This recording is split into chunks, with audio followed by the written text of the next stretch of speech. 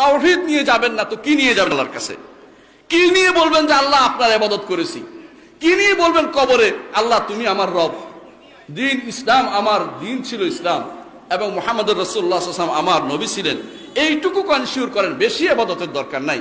তিনটা জিনিস আপনার কাছে চাচ্ছেন, মান রব্বুকা ওয়ামা দীনুকা ওয়ামান নবিয়ুকা। এই তিনটা জিনিস যদি আপনি ঠিক করেন আপনার আকীদা শুদ্ধ হয়ে যাবে। আমাদের একটা ঘটনা বলছি শুধুমাত্র বুঝার জন্য।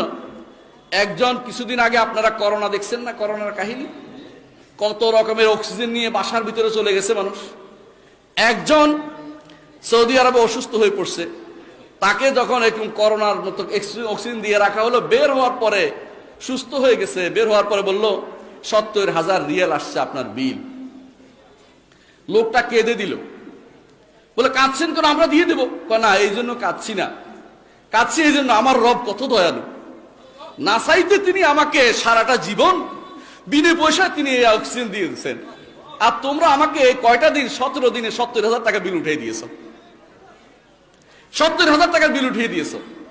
যে রব আপনাকে যা না চাইতে সবকিছু দিয়েছেন, এই রবের একমাত্র ইবাদত করুন, এটাই তো আমাদের চাওয়া। এটাই হচ্ছে সহিহ আকীদার লোকদের কথা। আর কারো ইবাদত করব না, আর কারো পাশে যাব না। সাহায্য চাইলে আপনার কাছে চাইবো, যেভাবে রাসূলুল্লাহ সাল্লাল্লাহু আলাইহি ওয়াসাল্লাম শিক্ষা দিয়েছেন।